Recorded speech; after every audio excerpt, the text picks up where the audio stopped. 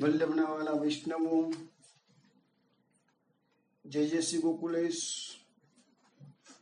વૈષ્ણવ, ગઈકાલે આપણે દસમ સ્કંદ અધ્યાય 29 એટલે કે રાસ પંચેદયના પ્રથમ અધ્યાયનું ગાન પૂર્ણ કર્યું. તે ઉપરાંત આપણે ગઈકાલે અધ્યાય 29ના શ્લોક નંબર 35 સુધીની સમજૂતી મેળવી. હવે આપણે દસમ સ્કંદથી સુબોધિનીજીના મંગલાચરણની 2 કારિકાનું ગાન કરીશું. નમામિ હૃદયે શેષે લીલાક્ષીરાબ્ધિશાયિનમ લક્ષ્મી સહસ્ર લીલા વિહિ સેવ્યમાનમ કલાનિધિમ ચતુર્ભિશ્ચ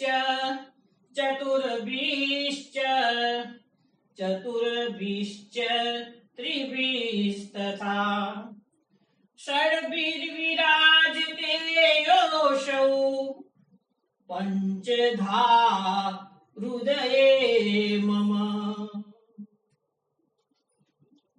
વૈષ્ણવ, આજના સત્સંગમાં પ્રથમ આપણે જ્યાંથી આપણી સમજૂતી 35 નંબરથી અટકી છે એ સમજૂતી પહેલા પૂરેપૂરી મેળવી લઈએ. ત્યાર પછી જ આપણું ગાનમાં બીજો અધ્યાય એટલે 29મો અધ્યાય આપણે શરૂ કરીશું. પરંતુ આજે આ બધા શ્લોકોની સમજૂતી ઘણી બાકી છે, એ પેલા પૂરી કરી દઈએ આપણે.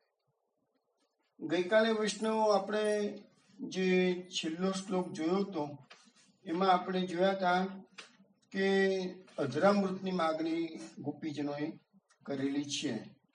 કહ્યું કે સિંચાગ્નસ્ત્વદ અધરામૃત પૂરકેન હાસાવલોકલગીત ચિરુચ્છાગ્નિમ નોચેદ વયમ વિરજાગ્નિ ઉપભુક્ત દેહા ધ્યાનેન યામ પદેહો પદવીમ સકેતે. હવે આપણે ગઈકાલે વાત થઈ એ પ્રમાણે કુલ ગોપીજનો 11 શ્લોકોમાં પ્રણય ગીત ગાન કરે છે. પ્રણય ગીત અને ગોપી ગીત એ બંને રાસ પંચેદયના ભાગ છે. ગોપી ગીત પંચગીતમાં આવે છે, રાસ પંચેદયમાં પણ આવે છે. પ્રણય ગીત એ પંચગીતમાં નથી આવતું. એ પ્રણય ગીતમાં જે આ 35મા નંબરનો શ્લોક છે એમાં ગોપીજનો એવું કહે છે ભગવાનને કે ભગવાન, તમે જે બહુ સ્મિત સાથે અવલોકન કરો છો, દ્રષ્ટિ જુઓ છો, હાસાવલોક શબ્દ વાપર્યો છે અને બીજો શબ્દ વાપર્યો છે કલગીત. કલગીત એટલે પ્રેમપૂર્ણ ગીત. આ બંનેના કારણે અમારા હૃદયમાં તમે કામને પ્રજ્વલિત કર્યું છે. હવે આ જે કામને પ્રજ્વલિત કર્યો છે એને તમે સારવા માટે અધરામૃતથી અમારું સિંચન કરો કે છે. અને જો તમે આ અધરામૃતનું પાન અમને નહીં કરાવો તો વિરહની વ્યથામાં આગ, અમે વિરહની વ્યથાનો જે આગ અનુભવી છે એમાં અમે અમારા દેહને ભસ્મ કરી દઈશું. અને છેલ્લે કહેવાય કે ધ્યાન ધરીને પણ તમારા ચરણ કમળની પ્રાપ્તિ તો અમે કરીશું જ. હવે અહીંયા ગોપીજનો પોતાનો દૃઢ નિર્ધાર જાહેર કરે છે. અને આ માર્ગમાં, આધ્યાત્મ માર્ગમાં શું છે કે તમારે દૃઢતાથી, વિશ્વાસથી એકદમ આગળ વધવાનું છે, હિંમતપૂર્વક. જો સહેજ બી નાસીપાસ થયા, આજે ભગવાન પણ આ ગોપીજનોની કસોટીઓ કરવાના. અત્યારે આપણે 29મા અધ્યાયમાં જે કસોટી કરીને વારંવાર કીધું જાઓ જાઓ જાઓ, તો એક જાતનું ગોપીજનોનું મનોબળ મજબૂત છે કે નહીં ચેક કર્યું ભગવાને. એમને એમ કે ઉત્તમ વસ્તુ તો ભગવાન આપી શકે નહીં જલ્દી ફટાફટ. તો અહીંયા પણ ગોપીજનો પણ પોતાનો દૃઢ નિર્ધાર જાહેર કર્યો છે કે અમે તમારા અધરામૃતને પ્રાપ્ત કરીને જ રહીશું. અને એટલે તો મહાપ્રભુજીએ આ શ્લોક ઉપરથી જે ત્રિવિધ લીલા નામાવલીમાં નામ પ્રકટ કર્યું છે, અલૌકિક પૂર્ણ કામ જનકાય નમઃ. તો અલૌકિક પૂર્ણ કામ એ જનક છે ભગવાન. એ કેવી રીતે પ્રકટ થયો છે? તો 2 રીતે.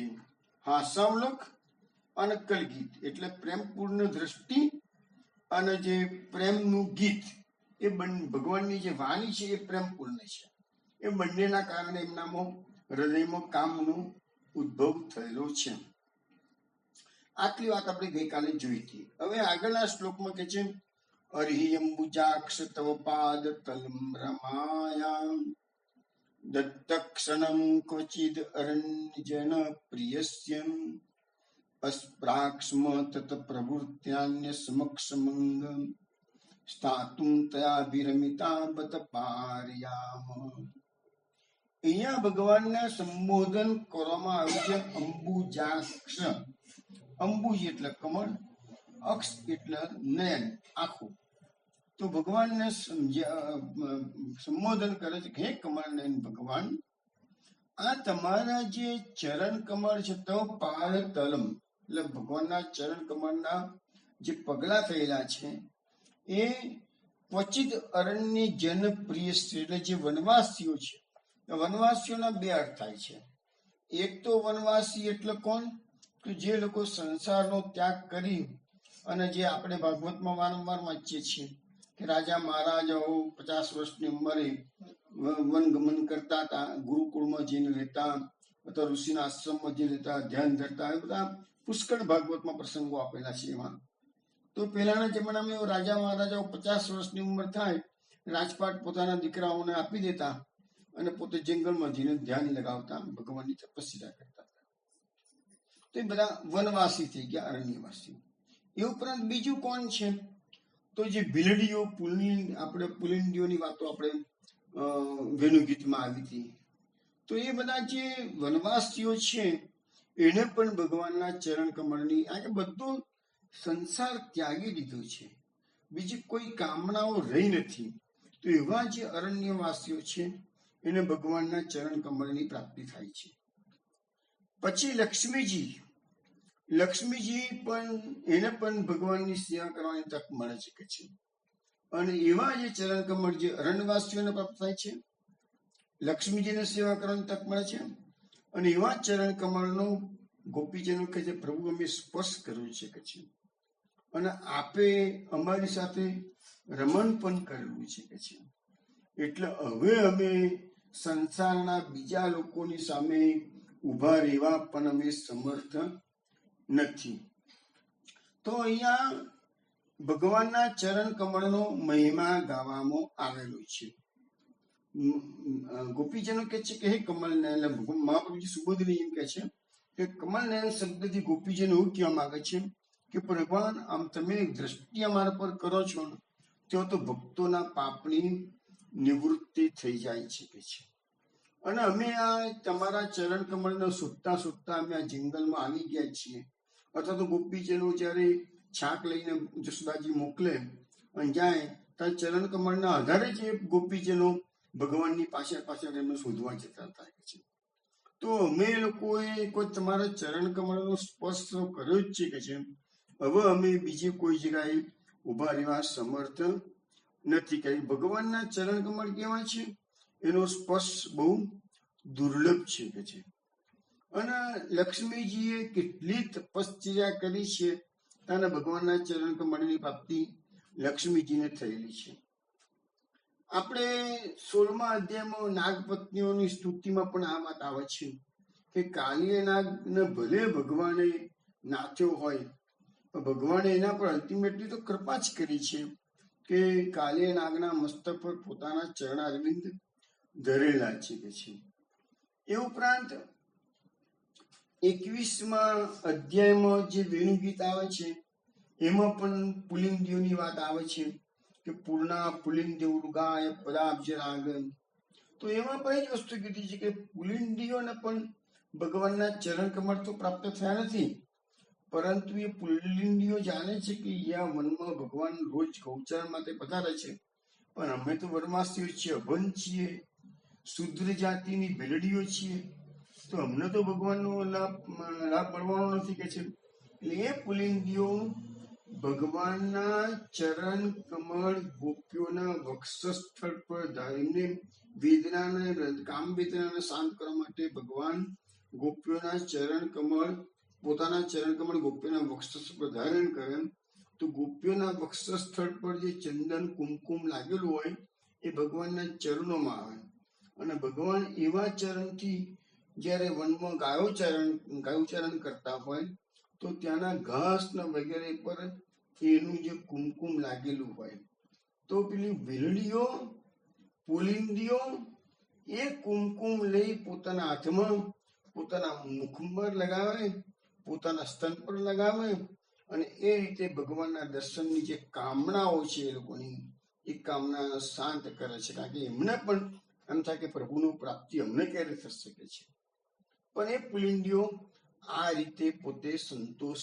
મેળવે છે આનંદ મેળવે છે તો ભગવાનના ચરણ કમળનો આ પ્રભાવ અહીંયા બતાવ્યો છે તો લક્ષ્મીજીએ તપ કર્યું છે એટલે ચરણ પ્રાપ્ત કરી શકે છે તો કે છે ગોપીજનો કહે છે કે અમે પણ ચંચળતા છોડી અને બધું છોડીને અહીં આવી ગયા છીએ કે છે તો અમે પણ હવે મહાપ્રભુજી સુબોધની એમ કે છે ગોપીજીને એવું કે છે કે સર્વ સંગનો પરિત્યાગ કરી ને અમે આપણી પાસે આવે છે એટલે જ્યાં અરણ્યવાસીઓ છીએ એ અરણ્યવાસીઓ એટલે વનવાસીઓ એ સર્વ સંગનો ત્યાગ કરે છે મહાપ્રભુજી કહે છે કે સંગનો અભાવ એટલે કે સંગનો ત્યાગ એ જ પ્રભુના સંતોષનું કારણ છે એટલે મહાપ્રભુજી કાર્યક્રમ આપણને સમજાવવામાં આવે છે કે સંગમ સર્વાત્મના ત્યાજમ તમારે જો ભક્તિ વ્યવસ્થિત કરવી હોય તો લૌકિક સંઘનો સદંતર ત્યાગ કરો એવો મહાપ્રભુજીનો આશય છે આપણને કહેવાનો છે પછી એ મહાપ્રભુજી એવું પણ સમજાવે છે કે ભગવદીઓ હંમેશા લૌકિક લોકોની પાસે ઉભા રહેતા નથી કેમ જો એ લૌકિક લોકોના સંપર્કમાં આવે ભગવદીઓ તો ભગવદીઓના ભાવનો નાશ થઈ જાય એટલે દુસંગનો કેટલો પ્રતાપ છે એ બતાવવામાં આવે છે કે સંગદોષ થી દૂર રહેવા માટે ભગવદીઓ લૌકિકોના સંપર્કમાં આવતા નથી કે છે હવે લક્ષ્મીજી તો બધાને છોડીને ભગવાનના શરણે આવી ગયા છે કે છે એટલે ભગવાને એમની સાથે રમણ કર્યું છે ભગવાનને લક્ષ્મીજી કેમ પ્રિય છે આખી દુનિયાને લક્ષ્મી પ્રિય છે બધા દેવોને પણ લક્ષ્મી ભગવાન એટલે કે ભગવાન કે છે કે બધું જ છોડી ને મારી પાસે મારા ચરણોમાં મારા વક્ષસ્થળ પર વાસ કરે છે કે છે એટલે ભગવાને લક્ષ્મીજીનો સ્વીકાર કરેલો છે હવે આગળના શ્લોકમાં છે શ્રીયદ પદાંબુજરજશ્ચક્મે તુલસ્યામ લબ્ધ્વાપી વક્ષસી પિરમ કિલ ભૃત્ય જુષ્ટમ યસ્યાસ્ય વિક્ષણ કૃતે અન્ય સુર પ્રયાસસ તદ્વદ વયમ ચિતો પાદરજ પ્રપન્નાઃ ગોપીજનો કહે છે કે પ્રભુ આ બધા દેવો જે છે ને એ લક્ષ્મીજીનો કૃપા પ્રાપ્ત કરવા માટે તો રાત દિવસ તરસતા હોય છે આખી દુનિયા લક્ષ્મીજીની પ્રાપ્ત આપણો માનવ જીવનનું જે સામાન્ય માનવોનું લક્ષ્ય છે ને એ સવારથી ઉઠીને સાંજ સુધી અને સમજના ત્યાંથી મૃત્યુ થયા ત્યાં સુધી એક જ વસ્તુ જે લક્ષ્મીજીને પ્રાપ્ત કરવાનું હોય તો દેવોનો પણ એ જ ધંધો છે કે લક્ષ્મીજીની કૃપા કરતા પ્રાપ્ત કરવાનું એ લક્ષ્મીજીને ભગવાન પોતાના વક્ષ સ્થળ પર સ્થાન આપે છે કે છે પણ એ લક્ષ્મીજી ગભરાય છે કેમ કે આ ભગવાનની મારી જો આરાધના લક્ષ્મીજી ભગવાનની આરાધના કરે છે અને દેવો લક્ષ્મીજીની આરાધના કરે છે હવે દેવોનો એક સામાન્ય નિયમ છે તમે જેની આરાધના કરો એ મોડા વહેલા પર પસંદ થઈ જાય એની આરાધના સિસ્ટમેટિક હોય તો એમ તો અહીંયા લક્ષ્મીજી એમ કે છે કે ભગવાનના જે સેવકો છે એ ભગવાનની ચરણ રજને તુલસીજીની સાથે સેવન કરે છે કે છે તો લક્ષ્મીજી પણ કે છે કે હું પણ કહે છે કે ભગવાનની કૃપા પ્રાપ્ત કરવા માટે ભગવાનની ચરણ રજને તુલસીજીની સાથે હું પણ સેવન કરીશ કે છે તો ગોપીજનો એમ કે છે કે અમે પણ એ પાદ રજની પ્રપન્ના એટલે કે શરણાગત છીએ ચરણ રજની શરણાગત છીએ કે છે મહાપ્રભુજી સુબોધનીજીમાં કે છે કે ભગવાનના ચરણની પ્રાપ્તિ માટે લક્ષ્મીજીએ ઘણું મોટું તપ કર્યું છે લક્ષ્મીજી ભગવાનની પાસે એમની અર્ધાંગના પત્ની તરીકે નહીં, પણ એમના ભક્ત તરીકે રહેવામાં મજા છે. કેમ ભક્ત તરીકે? તો ભગવાનને અનન્ય શરણાગતિ સ્વીકારી લીધી હોય તો કોઈ દેવો ગમે તેટલું મોટું તપ કરીને લક્ષ્મીજીની પ્રસન્નતા પ્રાપ્ત કરે, પણ લક્ષ્મીજીને ભગવાનની પાસેથી લઈને જતા ના રહે. કારણ કે ભગવાનની શરણાગતિ લીધી પછી ભગવાનની ફરજમાં આવે છે. ભગવાન પોતાના શરણાગતનું રક્ષણ કરે છે. ભગવાનના ચરણ રજનું મહાત્મ્ય એવું કહેવામાં આવ્યું છે કે ભૃત્ય જુષ્ટમ શબ્દ વાપરે છે કે રજને સેવનાર ભગવાનના સેવકો છે કે છે. અને આ ભગવાનના ભક્તોના દેહ છે ને એ ભગવાનના ચરણ રજમાંથી જ બનેલા છે. અને તુલસીજી પણ ભગવાનના ચરણોમાં સ્થાન પ્રાપ્ત કરેલું છે કે છે. એટલે અહીંયા લક્ષ્મીજી આ ભગવાનનો કૃપા પ્રાપ્ત કરવા માટે તપ કરે છે અને દેવો લક્ષ્મીજીને પ્રાપ્ત કરવા માટે તપ કરે છે. તો આ ગોપીજનો કે છે આવો ચરણ રજનો મહિમા છે, માટે અમે પણ એ ચરણ રજના પ્રપન્ન એટલે કે શરણાગત છીએ કે છે. પછીનો શ્લોક આવે છે તન્ય પ્રસિદ્ધ વૃજનાર્દન ત્યંગ્રી મૂલમ પ્રાપ્તા વિસૃજ્ય વસ્પિસ્ત્વદુપાસનાસા તત સુંદર સ્મિત નિરીક્ષણ તીવ્ર કામ તપ્તાત્મનામ પુરુષ ભૂષણ દેવી દાસ્યમ. હવે આ શ્લોકમાં ભગવાનના સંબોધન કરવામાં આવેલું છે પુરુષ ભૂષણ. પુરુષ ભૂષણ શબ્દ કેમ વાપર્યો છે? તો પુરુષોમાં આભૂષણ સ્વરૂપ. ભગવાનનું સ્વરૂપ કેવું છે? તો કોટી કંદર્પ લાવણ્ય જેવું સ્વરૂપ છે. હવે અહીંયા કહે છે કે પ્રભુ વૃજનાર્દન, પ્રભુ તમે ભક્તોના સર્વ દુઃખોને દૂર કરનારા છો. અને એટલે તો અમે અમારા ઘર પ્રાપ્તા વિસૃજ્ય વસ્તી, વસ્તી એટલે અમારા ઘરબારનું અમે ત્યાગ કર્યું છે અને તમારા ઉપાસનાની આશા આવે છે. તમારી ઉપાસના ફલિત થાય એ આશાથી તમારા ચરણ કમળના મૂળમાં અમે આવેલા છીએ. તમે તો પુરુષોના ભૂષણ આભૂષણ રૂપ છો કે છે. અને તમારું જે સુંદર સ્મિત વદન કમળ છે એ જોતા તો અમારા વધુમાં વધુ કામ પ્રજ્વલિત થાય છે. માટે તમે અમને દાસી તરીકે સ્વીકારી લો. હવે આ શ્લોકમાં મેઇન વસ્તુ શું છે કે ભગવાનના સૌંદર્યનું વર્ણન છે. એટલે બે વસ્તુ છે, સુંદર સ્મિત નિરીક્ષણ અને પુરુષ ભૂષણ. ભગવાનનું એક નામ મહાપ્રભુજીએ ત્રિવિધના નામાવલીમાં પ્રકટ કર્યું છે કંદર્પ કોટી લાવણ્ય. મહાપ્રભુજીએ આ રાસપંચયના 29મા અધ્યાયમાંથી જે પુરુષોત્તમ સહસ્રનામમાં તો ખાલી 3 નામ પ્રકટ કરે છે, પણ ત્રિવિધના નામાવલીમાં તો ઘણા જ નામો પ્રકટ કરેલા છે. દરેકે દરેક શ્લોકમાં જે નામો પ્રકટ થાય એ હું જણાવતો રહ્યો છું. તો અહીંયા જે નામ છે કંદર્પ કોટી લાવણ્ય નમઃ. લાવણ્ય એટલે સુંદરતા. કરોડો કામદેવોને પણ ઝાંખે પાડે એવું તો ભગવાનનું સૌંદર્ય છે. હવે એવા ભગવાનનું સૌંદર્ય એટલા માટે અહીંયા શબ્દ વાપરવામાં આવ્યો છે પુરુષ ભૂષણ. અને ગોપીજનો કે છે કે અમે તો તમારા દાસ થવાનું દેહી દાસ્યમ એટલે દાસપણું માંગે છે. હવે આ જે શ્લોક છે ને એ કેટલાક વૈષ્ણવો ભગવાનના જયારે શૃંગાર કરતા હોય અને દર્પણ દેખાડે છે જયારે, તે વખતે આ શ્લોક ઘણા વૈષ્ણવ બોલતા હોય. વિનોદ આપણને બોલે છે આ શ્લોક.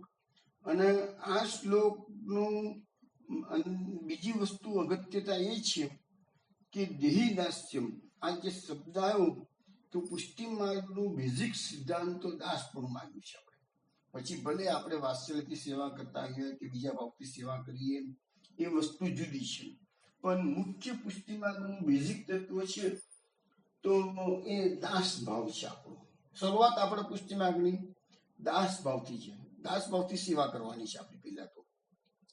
હવે એમાં મહાપ્રભુજીએ શ્રી કૃષ્ણાષ્ટકમ જે ગ્રંથ લખ્યો છે એમાં આ દેહી દાસ્યમ શબ્દો પરથી તો મહાપ્રભુજીએ 8 શ્લોકો બનાવ્યા છે. અને 8 શ્લોકોના છેલ્લા ચરણમાં મહાપ્રભુજી એક જ વાત કહે છે પ્રભુને કે દેહી દાસ્યમ દેહી દાસ્યમ દેહી દાસ્યમ મમ દેહી દાસ્યમ મમ દેહી દાસ્યમ. તો એમાંનો એક શ્લોકનું તમને વિનોદા ગાન કરે છે, હું તમને સમજાવું છું. દેહી દાસ્યમનો શ્લોક. શ્રી કૃષ્ણાષ્ટકમ. શ્રી ગોપ ગોકુલ વિવર્ધન નંદ સૂનો રાધાપતે વ્રજ જનાર્તિ હરાવતાર મિત્રાત્મજા તટ વિહારણ દીન બંધો દામોદરાચ્યુત વિભો મમ દેહી દાસ્યમ. શ્રી રાધિકા રમણ માધવ ગોકુલેન્દ્ર સૂનો યદુત્તમ રમાર્ચિત પાદ પદ્મા.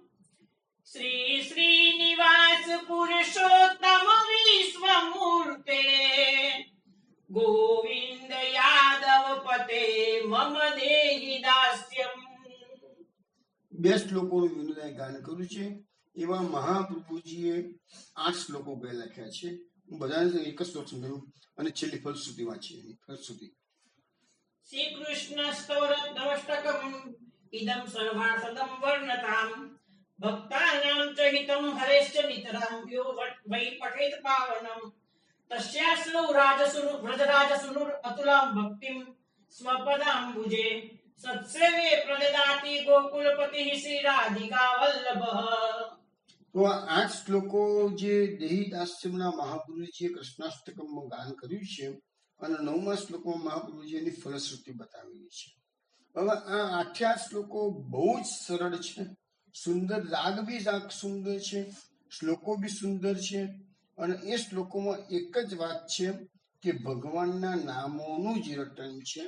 અને છેલ્લા ચરણમાં મમ દેહી દાસ્યમ, મને પ્રભુ તમારું દાસપણું આપો. હું એક પેલો શ્લોક સમજાવું છું. શ્રી ગોપ ગોકુલ વિવર્ધન નંદ સુનો. સુનો એટલે પુત્ર. હે નંદરાયજીના પુત્ર, તમે તો ગોપ અને ગોકુળની ઉન્નતિ વધારનારા છો. રાધાપતે, તમે રાધાના સ્વામી છો. વ્રજજનાર્તિ હરાવતાર, વ્રજજનોની આરતી એટલે દુઃખોનું હરણ કરનારા છો. મિત્રાત્મજા તટ વિહારણ. મિત્ર એટલે સૂર્ય, આત્મજા એટલે પુત્રી. તો સૂર્યની પુત્રી કોણ? શ્રી યમુનાજી. એનું તટ એટલે કિનારો અને વિહારણ એટલે યમુનાજીના કિનારે તમે વિહાર કરનારા છો. દીન બંધો, તમે દીનતા રાખનારા ભક્તોના બંધુ, તમે એમના સખા છો કે છે.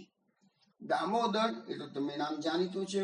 ગોપી દામોદર લીલા થઈ, ઉદર પર દામ બાંધ્યું. દામોદર. અચ્યુત એટલે ભગવાન પોતાના વચનમાંથી ક્યારેય ખસતા નથી એટલે અચ્યુત નામ આવ્યું.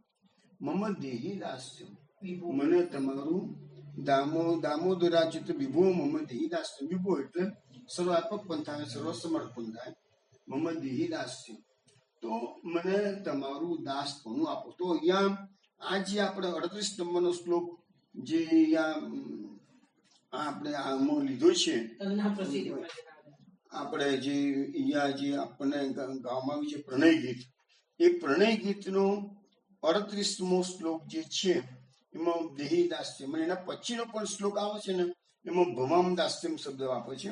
એટલે અલ્ટિમેટલી ગોપીજીનો ભગવાનને કહે છે કે અમે તમારી પાસે ચરણોમાં આવ્યા છીએ, તો મને દાસ તરીકે પણ તમે રાખી લો. હવે અહીંયા આ જે શ્લોક છે ને એની એક સુબોધ મહાપ્રભુજી એમ કે છે કે ભગવાનની કૃપા જેના ઉપર ન હોય તે જ લૌકિક પતિની સેવા કરે. આપણે મેં તમને ગઈકાલે બી આ વાત સમજાવેલી છે કે જે લોકો પતિની સેવા કરે, ખોટું તો નથી, સારું જ છે, પણ એનાથી તમારી લૌકિક કામનાઓની સિદ્ધિ થવાની છે, અલૌકિક કામનાઓ સિદ્ધ ન થાય. અને બીજું શું છે, મેં તમને સમજાવ્યું કે પતિ પત્નીના સંબંધો અત્યારના સંજોગોમાં તો બધા સ્વાર્થી સંબંધો રહ્યા, બંને એકબીજાના પૂરક છે, એટલે બંને કામ કરતા હોય છે કે છે. પણ જો એ પતિ ભગવદીય હોય, એ પતિ પ્રભુની પ્રાપ્તિ કરી ચૂકેલ એ લેવલનો હોય, તો ભગવદીય તરીકે પતિની જો સેવા તમે કરો તો એ તમારો ઉદ્ધાર કરવા માટે સક્ષમ છે. પણ લૌકિક કામનાથી પતિની સેવા કરવાનો લૌકિક જ વિચાર ધરાવનારો પતિ હોય તો એ તમારી લૌકિક કામનાઓ પૂર્ણ કરશે, એ અલૌકિક કામનાઓ પૂર્ણ નહીં કરી શકે. તો કે છે કે ભગવાનની કૃપા જેના પર ન હોય, એટલે ભગવત કૃપા એ સૌથી મોટી વસ્તુ છે. અને એના કારણે ગોપીજનો ભગવાન કે તમે અમારા પર પ્રસન્ન થાવ કે છે, અને તો તમારી પ્રસન્નતાથી અમારા બધા કાર્ય પૂર્ણ થઈ જશે કે છે. તમે તો વૃજનાર્દન છો, એટલે ભક્તોના દુઃખો દૂર કરવા માટે તમારો જન્મ છે કે છે, અને એટલા પ્રાગટ્ય છે, અને એટલા માટે અમે આપણા ચરણ કમળના સરને આવેલા છીએ કે છે. હવે તમે ભગવાન પાસે જવાનું કહો છો, તો અમારું એ ત્રજેલા ઘર સંસારમાં અમારું મન હવે કેવી રીતે પાછું લાગશે કે છે. અને તમારી દ્રષ્ટિ અમારા પર, જે મંદ હાસ્યવાળી ભાવાત્મક દ્રષ્ટિ અમારા પર પડી છે કે છે, એટલે અમારામાં તીવ્ર કામનાઓ પેદા થયેલી છે કે છે, અને અમારું અંતર સળગી ઉઠેલું છે કે છે. માટે તમે અમને તમારું દાસપણું આપો. હવે એના પછીના શ્લોકમાં કે છે કે ભગવાન કે છે કે ભાઈ સાલોક્ય વગેરે જે મુક્તિ બધા ભક્તો માંગતા હોય કે છે, તો એવી છોડીને તમે દાસપણું શું કરવા માંગો છો કે છે. આવી ભગવાન દલીલ કરે એ પહેલા તો ગોપીજીનો જવાબ આપે છે કે અમે શું કરવા તમારું દાસપણું માંગીએ છીએ. તો કે વિક્ષાલકાવૃત મુખમ તવ કુંડલ શ્રી ગંધસ્થલાધર સુદમ હસિતાવલોકમ દત્તાભયમ ચ ભુજદંડ યુગમ વિલોક્ય વક્ષ શ્રેકરમ નમ ચ ભવામ દાસ્યમ. અહીંયા પણ દાસની જ વાત કરી છે. કેમ? તો અમે તમારા દાસ કેમ બનવા માંગીએ છીએ? તો કે જે તમારું જે સૌંદર્ય છે એનું વર્ણન આમાં કરવામાં આવેલું છે. અલકાવલીઓથી આવૃત તમારું મુખ છે કે છે, પછી કુંડલથી શોભતા તમારા ગાલ છે કે છે, અધર સુધા સંવલિત હાસ્યયુક્ત અવલોકન વાળું તમારું વદન કમળ છે કે છે, પછી ભક્તોને અભય આપતી તમારી બે ભુજાઓ છે, અને લક્ષ્મીજીના રમણ સ્થાન રૂપ તમારું વક્ષસ્થળ છે કે છે. આવું સૌંદર્ય તમારું જોઈ અને અમે આપણા મોહિત થઈ અને આપણી દાસીઓ બન્યા છીએ કે છે. હવે ભગવાને અગાઉ જે ઉપદેશ આપ્યો કે ભાઈ જેને લૌકિક કામનાઓ હોય એવો એ પોતાના સ્ત્રીઓનો ત્યાગ, એવી સ્ત્રીઓએ પોતાના પતિનો ત્યાગ ના કરવો જોઈએ, પણ લૌકિક કામનાઓ હોય તો જ. પણ અહીંયા મહાપ્રભુજી સમજાવે છે કે આ લોકોમાં 3 પ્રકારના પુરુષાર્થો ઉત્તમ ગણવામાં આવે છે. કયા કયા? તો પહેલા એ કે ધર્મ, અર્થ, કામ અને મોક્ષ, આ 4 પ્રકારના પુરુષાર્થ મનુષ્ય જીવનમાં તમારું પ્રાપ્તિ, આ 4 પ્રકારના પુરુષાર્થ ની કરો તો એ ઉત્તમ છે કે છે. બીજું, તમને આ મોક્ષ સુધી ના જવાની ઈચ્છા હોય તો સ્વર્ગમાં ઇન્દ્રનું જે ઐશ્વર્ય પ્રાપ્ત કરે છે, સ્વર્ગમાં ઇન્દ્ર જે ઐશ્વર્ય ભોગવે છે, જો સ્વર્ગની પ્રાપ્તિ કરો તો એ પણ એ પુરુષાર્થ આ લોકમાં મનુષ્ય જીવનમાં તમે પ્રાપ્ત કરી શકો છો. ત્રીજું, એ બી ના થવું કરવું હોય તો તમે આ લોકમાં પરમ લક્ષ્મી અતિ સંપત્તિ પ્રાપ્ત કરી ને એકદમ આરામથી વૈભવી જીવન જીવી શકો છો કે છે. તો કે છે આ બધી જ વસ્તુ ભગવાનનું દાસપણું તમે જો સ્વીકારશો તો તમને આ બધું ઉત્તમ રીતે પ્રાપ્ત થશે કે છે. પણ લૌકિક પતિની સેવા કરશો તો લૌકિક કામનાઓ જ પૂર્ણ થશે, આમાંનું કશું લૌકિક પતિ આપી શકશે નહીં. માટે ગોપીજનો કે છે અમે તો તમારું દાસપણું જ માંગીએ છીએ, અમને તો મોક્ષ સુદ્ધાની પણ કામના નથી. હવે મોક્ષના આપણા ભાગવતમાં આગળ આવશે છે કે 4 પ્રકાર બતાવવામાં આવેલા છે: સારૂપ્ય, સાલોક્ય, સામીપ્ય અને સાયુજ્ય કે છે. પણ અહીંયા આપણા અમુક ભાગવતના શ્લોકોમાં આવે છે આગળ કે દાસપણાથી આ બધું મોક્ષને તુચ્છ, જે ભગવાનના દાસ છે એ મોક્ષને તુચ્છ કે છે, અને ભગવાનના મુખારવિંદના દર્શન માત્રથી જ મોક્ષની કામના, ભગવાનનું સૌંદર્ય જેવું છે એ આગળ પણ વાત આવશે આગળ તો મોક્ષની કામના નષ્ટ થઈ જાય છે. પછી ભગવાનના ભક્તોને મોક્ષની ઈચ્છા નથી. હવે બીજી વાત કે અભય આપતી બે ભૂજાઓ, એના માટે એવું કે છે મહાપ્રભુજી સુબોધનીજીમાં કે સ્વર્ગમાં ઇન્દ્ર ભલે ગમે તેટલો મોટો દેવ હોય, પણ એને જયારે જયારે દેવ દાનવોનું સાથે યુદ્ધ થતું હોય છે ને, તાને પણ ઇન્દ્રને ભગવાનની પાસે મદદ માંગવા માટે આવવું પડે છે. ઇન્દ્ર બી આ દાનવો અસુરો સાથે જાતે લડી શકતો નથી. ભગવાનની કૃપાના જોરે જ એ એનું રાજ્ય બચાવી શકે છે.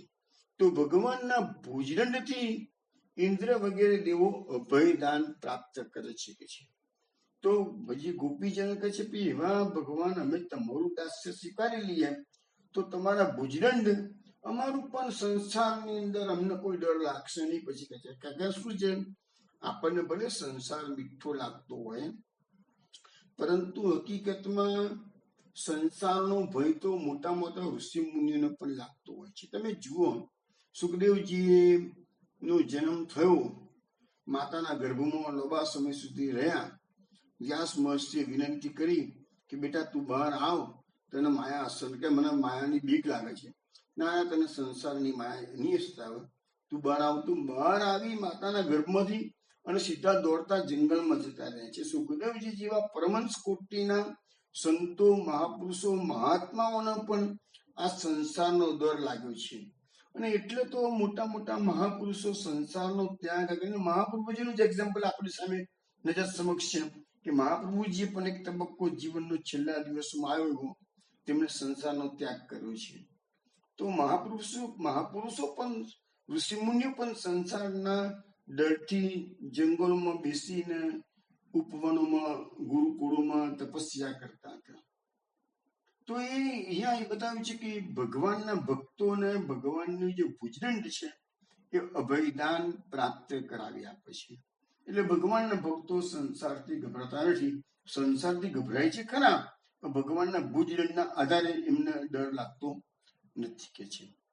હવે બીજું શું છે કે આગલા શ્લોકમાં ગોપીજનોએ ભગવાને જે દલીલો બધી કરતા હતા, એમાં એક લોક નિંદા છે. પરપુરુષનું અભિસરણ કરે તો સ્ત્રીને લોક નિંદા થતી હોય છે.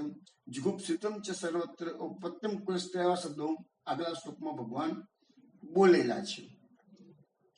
તો પછી ભગવાને ગોપીજનોને સમજાવ્યું એ શ્લોકમાં કે તમારે અમારું શ્રવણ, દર્શન, કીર્તન, ધ્યાન વગેરે કરવું જોઈએ કે છે. તો ગોપીજનો હવે એનો પણ જવાબ 40મા નંબરના શ્લોકમાં આપે છે. કાસ્ત્રંગતે કલ્પદામૃત વેણુ ગીતમ સંમોહિતા આર્ય ચરિતાન ચલે ત્રિલોક્યમ त्रैलोक्य सौभगमिदं च निरीक्ष रूपं यद गोद्विजं दुर्मं मृगा पुलकान्य विभ्रन. અહીંયા પણ ભગવાનનું કંદર્પ કોટી લાવણ્ય સ્વરૂપનું વાત આવે છે. એટલે મહાપ્રભુજી આ બધા શ્લોકો પરથી જ ભગવાનનું એક નામ કંદર્પ કોટી લાવણ્ય લખેલું છે ત્રિવિધા નામાવલીમાં. આનો અર્થ એવો થાય શ્લોકનો કે આ ત્રણેય લોકમાં એવી કઈ સ્ત્રી હશે કે જે આપણું આ મધુર પદો વાળું અવ્યક્ત વેણુગીત સાંભળીને મોહિત ના થઈ જાય, અને કઈ એવી સ્ત્રી હશે જે પોતાના આર્ય મર્યાદાથી વિચલિત ના થઈ જાય. ત્રણેય લોકોમાં આપણું સુંદર, અતિશય સુંદર સ્વરૂપ જોઈને આ ગાયો, પક્ષીઓ, વૃક્ષો અને પશુઓ પણ પુલકિત થઈ જાય છે. ભગવાનના સ્વરૂપનું વર્ણન કરતા અહીંયા ભાગવતમાં કે છે કે ભગવાનનું સ્વરૂપ, પહેલા તો ત્રણેય લોકમાં એવી કોઈ સ્ત્રી છે કે તમારા આ સ્વરૂપથી વિચલિત ના થાય. હવે આ પ્રકારનો એક શ્લોક આગળ જતા ભ્રમર ગીતના 10મ સ્કંદના 47મા અધ્યાયમાં આવશે. એમાં પણ ગોપીજનો પેલા ભમરાને કહેશે દિવી ભુવી ચ રસાયામ કા સ્ત્રીયસ્તદ દુરાપા.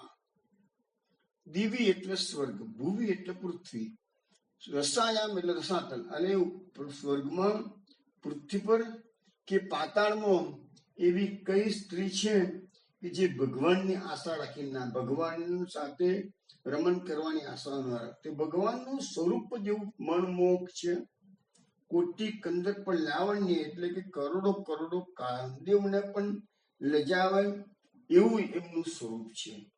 આજે આપણે સંસારમાં પણ નજર કરીએ છીએ તો આપણી આ ફિલ્મના હીરો હિરોઈનો પોતાની સૌંદર્યના કારણે એના કેટલાય લોકો ફેન થઈ જાય છે. એક સામાન્ય લૌકિક સૌંદર્યની પાછળ પણ લોકો પાગલ થાય છે.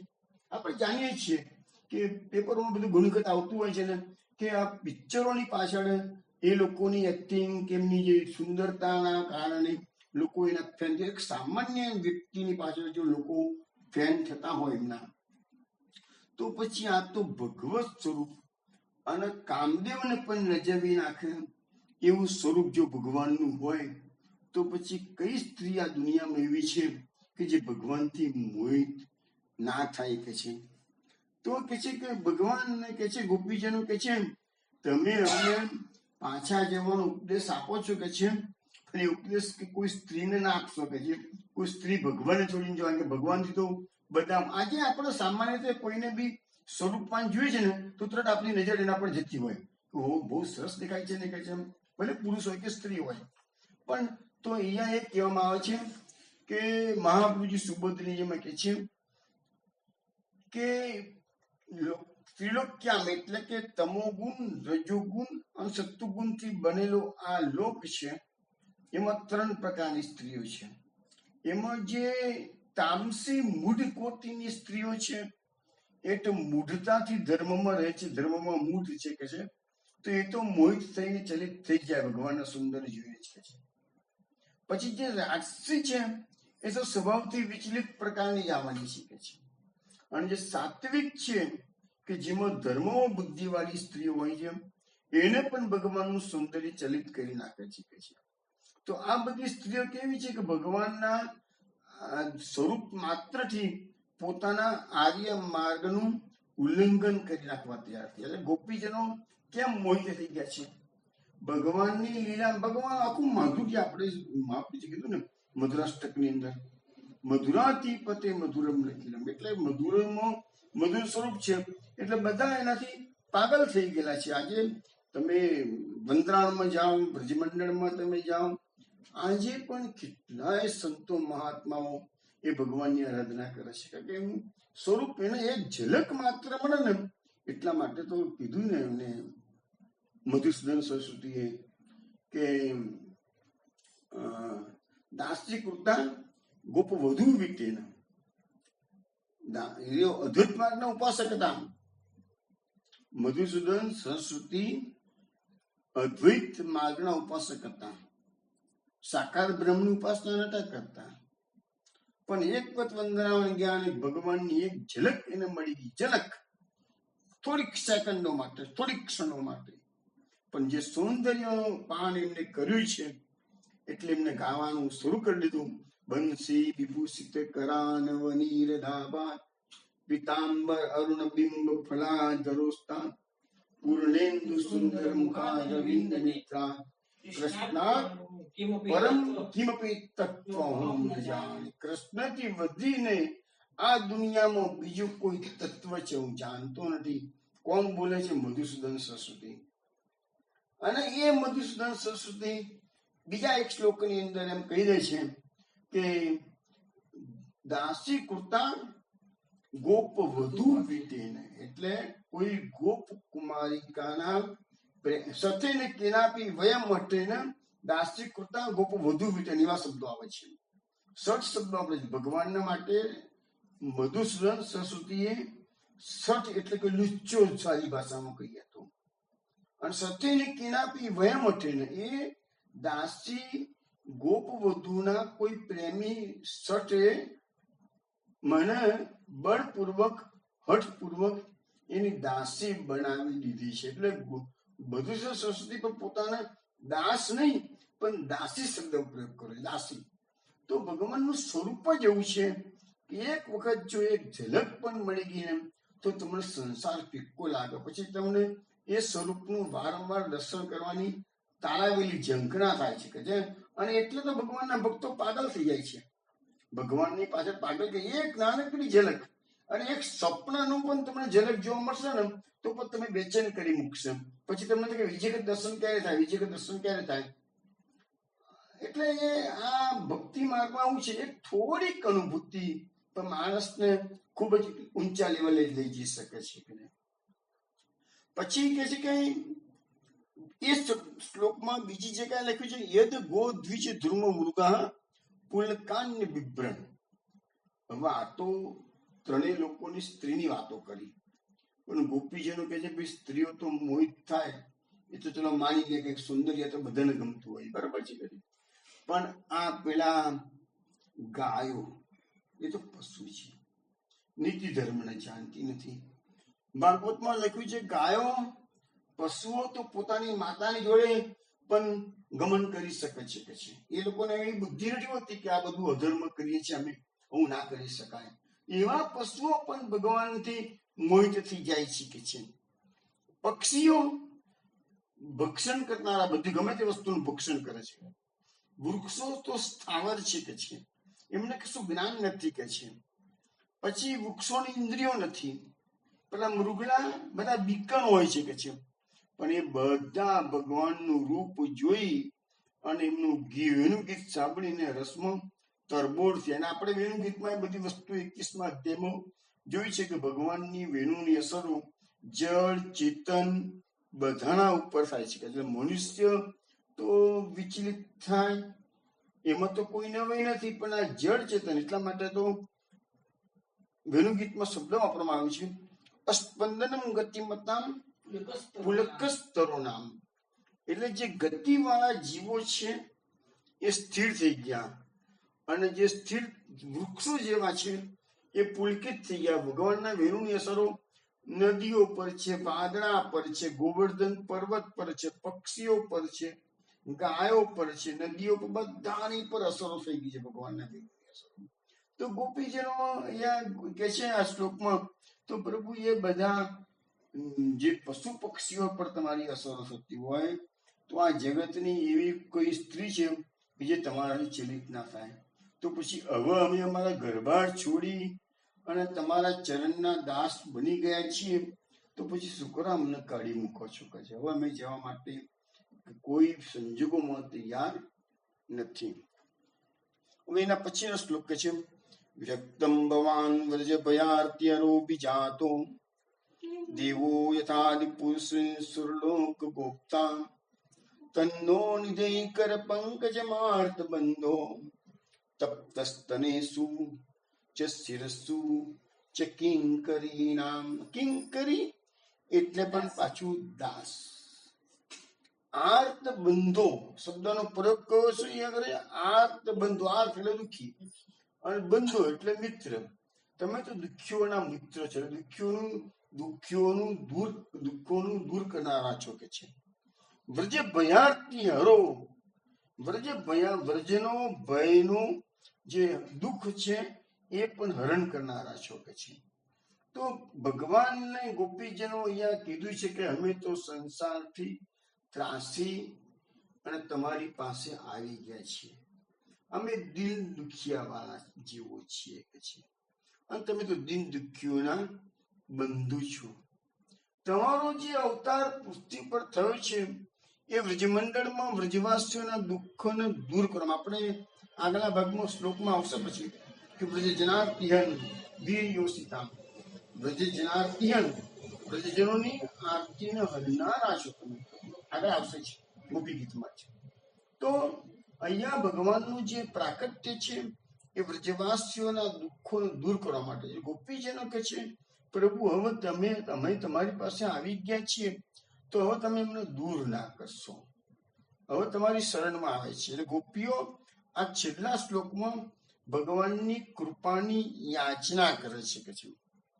અને ઉદાહરણ આપે છે કે જેવી રીતે ભગવાન નારાયણ દેવલોકની રક્ષા કરે છે, એમ આપે તો વ્રજમંડળમાં પ્રાકટ્ય લીધું છે, તો વ્રજમંડળના દુઃખો દૂર કરવાના છીએ.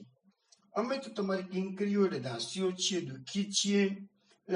તમે તપ્ત સ્તનેષુ શિરસ્સુ, એમ શબ્દ તપ્ત સ્તનેષુ એટલે અમારા જે વક્ષસ્થળ છે એ અત્યારે તપી ગયેલા છે, કારણ કે તમારા વિયોગમાં તપેલા છે. એટલે તમારો કર કમાય છે અમારા વક્ષસ્થળ પર અને અમારા મસ્તક પર મૂકો અને અમને અપનાવી લો. કે આપણે સામાન્ય રીતે કોઈ પણ વ્યક્તિ, કોઈ મોટા પુરુષો પાસે જાઓ તો તમારા મસ્તક પર તો હાથ મૂકવામાં આવતો જ હોય છે. એ મસ્તક પર હાથ મૂકે ને એટલે એમ કહેવાય છે કે તમને અભયદાન આપે છે કે અથવા તો આશીર્વાદ આપે છે, એવું કહેવાય છે. તો યાદ છે આ જે પ્રણય ગીતનો છેલ્લો શ્લોક છે, એમાં ગોપીજીનો અંતિમ કક્ષાએ ભગવાનની શરણાગતિ સ્વીકારી લીધી. બસ હવે અમે તમારા શરણાગત છીએ, હવે અમારે તમારા ચરણ છોડીને ક્યાંય જવું નથી. પ્રભુને સુભદ્રીજીમાં મહાપ્રભુજી સમજાવે છે કે ગોપીજનો કે છે, પ્રભુ અમે જાણીએ છીએ વ્રજમંડળના ભય અને દુઃખો દૂર કરવા માટે પધાર્યા છે. કે છે આપનું સાક્ષાત પ્રકટ થવાનું કારણ આ સિવાય બીજું તો કોઈ અમને દેખાતું નથી. ભલે કોઈ કહેતું હોય કે ભૂમિનો ભાર ઉતારવા માટે ભગવાનનો અવતાર છે કે છે, પણ મહાપ્રભુજી કહે છે કે ભગવાનને ભૂમિનો ભાર ઉતારવો હોય તો એ સંકર્ષણ યુથી કરી શકે છે કે છે. પછી વસુદેવજી વગેરેનું જો ભલું કરવું હોય તો પ્રદ્યુમ્ન વ્યૂહનું એ કાર્ય છે કે છે. પછી ધર્મની રક્ષા કરવી હોય તો અનિરુદ્ધ વ્યૂહનું પણ એ કાર્ય છે કે છે. તો ભગવાનના બીજા વ્યૂહથી બીજા બધા કાર્યો એ કરી શકે છે કે છે. પણ વ્રજમંડળના જે દુઃખો દૂર કરવા એ તો પ્રભુ આપનું કામ છે, આપણા વ્યૂહથી નહીં થઈ શકે કે છે. અમે તો જે દુઃખ આવી પડ્યું છે એવું પહેલા કોઈ દિવસ અમે જોયું નથી કે છે. હવે જો આ દુઃખમાંથી બચવા માટે અમે આ દેહનો ત્યાગ કરીએ તો આપણી લોકમાં બહુ નિંદા થઈ શકે છે અને અમારા વ્રજવાસીઓ પણ બધા દુઃખી થઈ જશે કે છે. એને પહેલા તો તમે અમારું દુઃખ દૂર કરો કે છે. અમે તમારી શરણે આવ્યા છીએ. હવે કે છે કે જો ભગવાન કદાચ એવો જવાબ આપે કે ભાઈ તમારું દુઃખ દૂર કરવા માટે મેં તમને કીધું છે, તમે મર્યાદામાં રહો, એટલે તમે તમારા ઘરે પાછા જતા રહો. અને પાછા જાઓ તો મર્યાદા માર્ગ છે, વેદ માર્ગ છે, એટલે મર્યાદાનો માર્ગ છે કે છે. અને અહીંયા વ્રજમાં ભગવાનની પાસે અહીંયા પુષ્ટિ માર્ગ છે કે છે. તો ભગવાન કે છે ભાઈ તમારું દુઃખ દૂર કરવા માટે તમે માગણી કરો છો ને, તો બે માર્ગ તમને બતાવું. એક તો તમારામાં જે પ્રજ્વલિત કામ થયું છે, કામ જાગૃત થયું છે, પ્રજ્વલિત થયું છે, એ શાંત થાય અને એ એક રસ્તો છે કે છે. અને બીજું તમને જ્ઞાન થાય, જેથી કામાદિના સાચા સ્વરૂપનો તમે સમજો અને એના પરથી તમે વૈરાગ આવી જાય. એટલે તમને જો જ્ઞાન થઈ જાય ને તો તમને ખ્યાલ આવી જાય કે સંસાર અસાર છે, એટલે તમને વૈરાગ આવી જાય તો તમારું કામ શાંત થઈ જશે ઓટોમેટિકલી. તો ગોપીજીનો જવાબ આપે છે કે ભગવાન તમે એમને અમારું કામ જે પ્રજ્વલિત થયું છે એને શાંત કરવા માટે આવા રસ્તા બતાવો છો કે છે. તો તમે એક બાજુ કહો છો કે ભગવાનને તો બધા સરખા છે કે છે, બ્રહ્મ સમરૂપ છે કે છે, સમદ્રષ્ટિ છે ભગવાનની કે છે. તો તમે જ્યારે ઇન્દ્ર પર કૃપા કરી અને દાનવોને મારો છો તે વખતે તમારો સમતાનો ગુણ તમને યાદ નથી આવતો કે જેવા દાનવો એવા દેવો. તમે શું કરો ઇન્દ્રનો પક્ષ દાનવોને મારો છો કે છે. એ વખતે ઇન્દ્ર તમારી શરણે આવે છે તો તમે ઇન્દ્રને કેમ જ્ઞાન આપવાથી બેસતા કે ભાઈ અમારા માટે તો બધા સરખા જ છે કે છે. એવો ક્ષમતાનો ગુણ એ વખતે કેમ બતાવતા નથી, અને આજે અમારી પાસે ક્ષમતાનો ગુણ લઈને બધા બેસી ગયા છો તમે કે છે. તો કે છે કે તમે ધર્મના રક્ષક છો, છતાં પણ તમે અમારા પર અમારા સંબંધને યાદ કરીને અમારા મસ્તક પર આપનો કર તમારે પધરાવો કે છે. એ તાપનાશક છે અને એ રીતે તમે અમને અભય પ્રાપ્ત કરો, કારણ કે આપનું કર કમળ છે એ અમૃત ત્રવનારું છે કે છે. એટલે અમારી આ પ્રાર્થનામાં કશું અયોગ્ય નથી અને અમે આપની દાસીઓ છીએ એમ કરીને ભગવાનના 11 શ્લોકોમાં આ પ્રણય ગીતમાં ગોપીજનો સમજાવે છે કે પ્રભુ અમારો ત્યાગ કરો નહીં. હવે બાકીના 7 શ્લોકોમાં ભગવાન ગોપીજનોની વિનંતી માન્ય રાખી અને એમને લઘુરાસનું સુખ આપે છે એ વાત આપણે કરીએ છીએ. 42મા નંબરનો શ્લોક શ્રી શુક વાંચે ઇતિ વિક્લવિતમ તાસામ શ્રુત્વા યોગેશ્વરેશ્વરમ પ્રહસ્ય સદયમ ગોપી આત્મા રામ્યો પિરીર્મત. શ્રી સુખદેવજી કહે છે કે ગોપીજનોએ ભગવાનને આ પ્રમાણે કાલાવાલા, વિકલવિતમ એટલે કાલાવાલા કર્યા. હવે ભગવાન કોણ છે? યોગેશ્વરોના પણ ઈશ્વર, યોગેશ્વરોના પણ ઈશ્વર છે એક વાત. બીજા કોણ છે? ભગવાન આત્મારામ છે.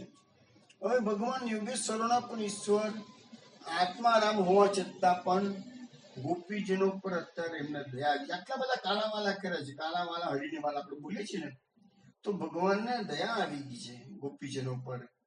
પ્રભુ અમને તરછોડશો નહીં, અમે નહીં જી શકીએ પાછા, અમે અહીં જ રહી શકે છે.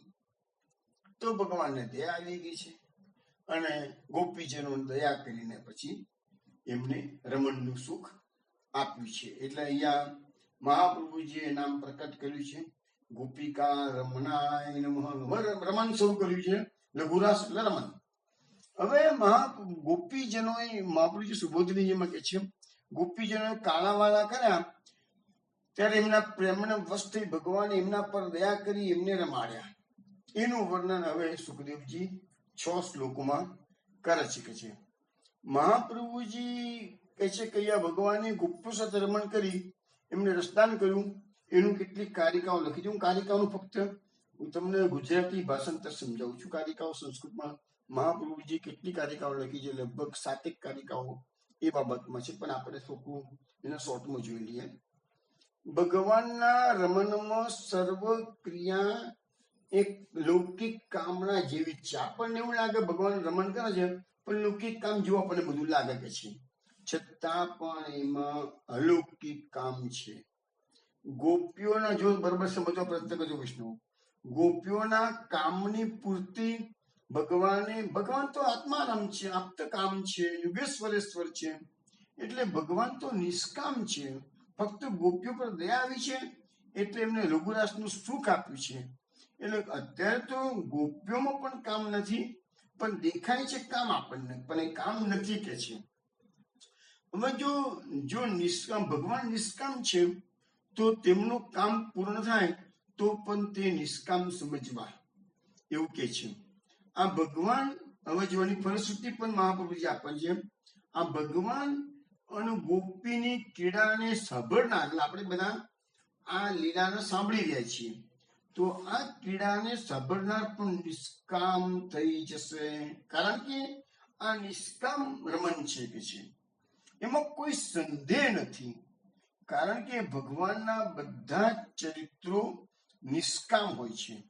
એટલે એનું શ્રવણ માત્ર કરવાથી આપણા હૃદયમાં કામનો નાશ થાય છે. આપણા હૃદયમાં જો આપણી લૌકિક વાસનાઓ, કામનાઓ તો બધાને જ હોય છે, બરાબર છે, પણ આ ચરિત્રોનું તમે ગાન કરો છો, સાંભળો છો, હૃદયમાં વાગોળો છો, તો એનાથી તમારામાં હૃદયનું કામ નાશ થશે. બીજું, આપણી જે આ રાસપંચાયતનો 5મો અધ્યાયનો છેલ્લો શ્લોક આવશે ને, એમાં પણ આ વાત ફરીથી આવશે. અત્યારે મહાપ્રભુજી સુબોધનીજીની કારિકામાં સમજાવે છે અને છેલ્લામાં પણ વાત આવે છે.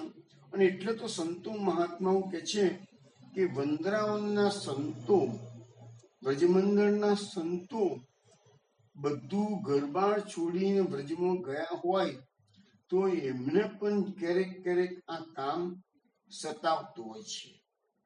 ત્યારે એ સંતો આ રાસલીલાનો, રાસપંચાયતનો પાઠ કરે છે. રાસપંચાયતના પાઠની ફલશ્રુતિ એ જ છે કે હૃદયમાં લૌકિક કામનાઓનો એમાં બાળીને ભસ્મ કરવાની તાકાત આ રાસપંચાયતના શ્લોકોમાં છે. અને એટલે મહાપ્રભુજીએ અહીંયા પણ એક નામ પ્રકટ કર્યું છે કે અલૌકિક કામ પૂર્ણ જનકાયનમાં. જો ભગવાન કોણ છે? જનક છે. કોના જનક છે? અલૌકિક કામના. લૌકિક કામના ધ્યાન રાખજો. અલૌકિક કામ પૂર્ણ જનકાય, તમારી અલૌકિક કામનાઓ હોય એને ભગવાન પૂર્ણ કરે છે, એવા જનક છે એમ કે છે. હવે મહાપ્રભુજી સુબોધનીજીમાં કે છે કે વ્રજભક્તોના કાલાવાલાને સાંભળીને ભગવંત પેલા હસ્યા, પછી એમનો તાપ દૂર કરવા એમની સાથે રમણ કર્યું કે છે. પછી શંકા થાય કે ભગવાન તો આનંદ, કર પાદ મુખોદરાદિ આનંદ સ્વરૂપ છે, તો એમને તો ઇન્દ્રિયો નથી, તો ભાઈ રમણ કેવી રીતે કર્યું કે છે. તો અહીંયા લખ્યું છે કે ભગવાન તો યુગેશ્વરોના પણ ઈશ્વર છે અને યોગ વડે સર્વ પદાર્થો સ્ફુરે છે. અણિમા વગેરે સિદ્ધિઓ ખુદ પ્રગટ થઈ જાય કે છે. તેથી યોગ વડે સર્વ પદાર્થો સ્ફુરે છે. તમે કપિલ દેવ કરદમ ઋષિનું ચરિત્ર વાંચ્યું હશે. કરદમ ઋષિ કે ભગવદ અવતાર નથી, ઋષિ છે, પ્રજાપતિ છે. કરદમ તો બરાબર છે, એના પુત્ર કપિલ ભગવાન છે, પણ કરદમ ઋષિ તો ભગવાન નથી ને. તો એમને પણ એક પોતાની યોગ સિદ્ધિઓના બળે એક વિમાન તૈયાર કર્યું હતું અને એ વિમાનની અંદર એમને દેવહૂતિ સાથે 100 વર્ષ સુધી વિહાર કર્યો છે અને બધી જ ભોગની સામગ્રીઓ એ વિમાન કેવું ત્રીજા સ્કંદમાં વર્ણન આવે છે.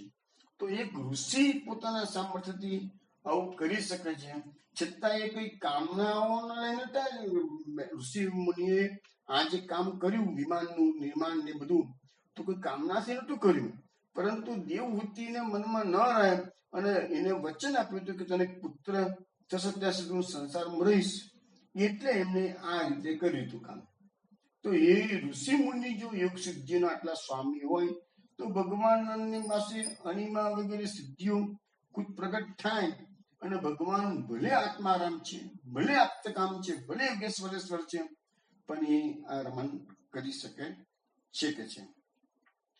અને અહીંયા ગોપીઓના જ કારણે જ એમને આ રમણ કર્યું છે, પોતાના માટે કરેલું નથી. હવે પછીના શ્લોકમાં કે છે તાભી સમિતાભી ઉદાર ચેષ્ટિત પ્રિયક્ષણો ફૂલમુખી બિરચ્યુત ઉદારાત દ્વિજકુંડિતિ વ્યરુચિત ઇનાંક ઉદુ વિવૃત. એટલે આ પ્રકારે ભેગી થયેલી અને પ્રિયતમના દર્શનથી જેમના વદન કમળ ખીલી ઉઠ્યા હતા એવા ગોપીજનોથી ઘેરાયેલા ઉદાર હાસવાળા અચ્યુત ભગવાન કુંદના ફૂલો જેવા શોભતા દાંતથી નક્ષત્રોની મધ્યમાં શોભતા ચંદ્રની જેમ શોભવા લાગ્યા. ભગવાન અત્યારે ગોપીજનોના મંડળની વચ્ચે બધા ગોપીજનો જાણે કે નક્ષત્ર હોય અને ભગવાન ચંદ્ર હોય એમ શોભવા લાગ્યા છે. અને ભગવાન અત્યારે રમણની શરૂઆત કરી છે એટલે ગોપીજનોના ભગવાનના દર્શન માત્રથી એમના વદન કમળ ખીલી ઉઠે. જે થોડી વાર પેલા નિરાશાજનક સ્થિતિમાં હતા એ જ ગોપીજનો અત્યારે આનંદિત થઈ ગયા છે. પછીના શ્લોકમાં કહે છે ઉપકીયમાન ઉદ્ગાયન વનિતા સતયુથપઃ માલામ બિભ્રદ વૈજયંતીમ વ્યચરન મન્યન વનમ નદ્યા પુલિનમ આવિશ્યમ ગોપી ભીમવાનુકમ રેમે તત્તરલાનંદી કુમુદામોદ ભાવના. એટલે કે ગોપીજનો ભગવાનના યશોગાન ગાવા લાગ્યા છે અને એવી 1000 યુવતીઓના યુથપતિ વનિતા સત યુથપ ગોપીજનોના હજારો સત એટલે સેંકડો યુથો, ગોપીજનોના યુથો, એક યુથમાં અનેક ગોપીજનો હોય અને એવા તો સેંકડો યુથો ગોપીજનોના અહીંયા થયા છે અને ભગવાનની સાથે રમણ બધા કરી રહ્યા છે. ભગવાનના શ્રીકંઠમાં વૈજયંતીમાળા ભગવાને ધારણ કરેલી છે. ઉચ્ચ સ્વરે ગીત ગાઈ રહ્યા છે. વનની શોભાને વધારતા ભગવાન યમુનાજીના શીતળ રેતીવાળા કિનારા પર ગોપીજનો સાથે પધાર્યા છે. યમુનાજીમાં ઉગેલા રાત્રિ વિકાસી કમળમાંથી પસરેલા જે વાયુ આવી રહ્યો છે, સુગંધિત વાયુ, એનાથી પસંદ થયેલા ભગવાને યમુનાજીના કિનારે ગોપીજનો સાથે રમણ કરેલું છે. એટલે ભગવાન અહીંયા વૈજયંતી માળા ધારણ કરેલા છે અને એક વનમાંથી બીજા વનમાં યમુનાજીના કિનારે ગોપીજનો સાથે રમણ કરે છે. હવે ભગવાન ગોપીજનો સાથે જે રમણ કરે છે ને એમાં 8 પ્રકારના આલિંગનની ચેષ્ટાઓ ભગવાન કરે છે. એના માટેનો જે શ્લોક છે બાહું પ્રસાર પરિરંભ કરાલ કુરુ નિવિસ્તનાલ બનનર્મ નખાગ્ર પાતે શ્વેલ્યાવલોક શ્રીવ્રજ સુંદરીનામ ઉત્તમ ભૈરતિપતિમ રમયાંચકાર. ભગવાને જે હવે સામાન્ય રીતે જે કામ શાસ્ત્રમાં બતાવવામાં આવેલું છે એ ભગવાને હાથ ફેલાવી ભક્તોને, ભગવાન જો અહીંયા બતાવવામાં થયું કે ભગવાનના કેટલા સ્વરૂપ છે, પણ એક વસ્તુ કીધી છે કે વનિતા સતયુતપહમ, સેંકડો ગોપીજનોના યુથો છે, એટલે હજારો હજારો ગોપીજનો છે. એટલે ભગવાને અનેક સ્વરૂપો ધારણ કર્યા હશે એવું આપણે માની લેવું પડે. અહીંયા સ્પષ્ટ ઉલ્લેખ નથી, આગળ ઉલ્લેખ આવશે પણ આ જગ્યા પર ઉલ્લેખ નથી કે છે. હંચ પેલા આગળ આવશે કે બે ગોપીઓ વચ્ચે કૃષ્ણ, અને પાછળથી એવું આવશે કે દરેક ગોપીની વચ્ચે એક એક કૃષ્ણ છે. હાથ પેલા ભક્તોને સ્પર્શ કરવું, આલિંગન કરવું, હાથ વારની લટ સ્પર્શ કરવું, હળવી મસ્કરી કરી, નટદંત ક્ષત કરવા, ઉપાસના વચનો કેવા, જોવું, હસવું, લીલાઓથી તેમના કામને પ્રબુદ્ધ કરવું. અને ભગવાન આવી રીતે ગોપીજનોને અનેક પ્રકારનું કામશાસ્ત્રમાં કહેલા 5 પ્રકારના સ્પર્શ કરી અને ગોપીજનોને કામ પ્રદીપ્ત કર્યું છે. અને એટલા માટે મહાપ્રભુજીએ નામ પ્રકટ કર્યું છે મુક્તિધિક ફલ ગોપી મનોમોહકાય. ભગવાને અત્યારે ગોપીજનોને મુક્તિથી પણ અધિક ફળ પ્રદાન કર્યું છે. આ મહારાસનું અને લઘુરાસનું સુખ કોઈ સામાન્ય ના થઈ શકે. ગોપીજનોને અત્યારે લઘુરાસની વાત છે, આગળ જતા પછી હવે છેલ્લા 2 શ્લોકો તમને સમજાવી દઉં. એવમ ભગવત કૃષ્ણાત લબ્ધે કામાત્મન આત્માનમ મેનિરે સ્ત્રીનામ માનિન્યો ભિતકંભવી. એટલે કે અહીંયા ભગવાને ગોપીજનોના મનોરથ તો પૂર્ણ કર્યા. હવે ગોપીજનોને માન થયું કે અમે તો પૃથ્વી પરની બધી સ્ત્રીઓમાં ઉત્તમ છે કે છે. આત્માનમ મેનિરે સ્ત્રીનામ માનિન્યો ભિતકંભવી, અમે તો પૃથ્વી પરની સર્વશ્રેષ્ઠ સ્ત્રીઓ છે કે આ માન ભગવાને કોઈને આપ્યું નથી અને અમને બ્રજમંડળમાંથી બોલાવીને આ માન આપેલું છે. છેલ્લો શ્લોક. તાસામ તત્સૌભગમદમ વિક્ષમાનમ ચ કેશવ પ્રસમાય પ્રસાદાય તત્રેવ અંતરદીયતે કે છે. હવે અહીંયા ભગવાને જોયું કે ગોપીજનોને સૌભાગ્ય મત થયું છે, એમનામાં મોટાઈ આવી છે, એટલે એમને શાંત કરવા અને એમની પર કૃપા કરવા ભગવાન ગોપીઓના મંડળમાંથી અંતર્ધાન થઈ ગયા છે.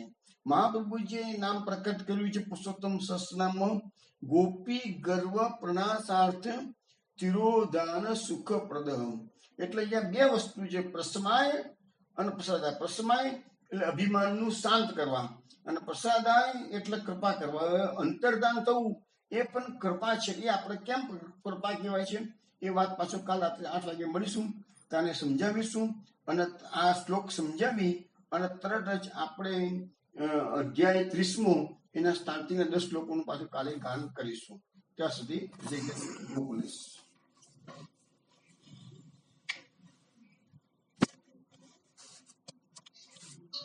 જય શ્રી ગોકુલેશ.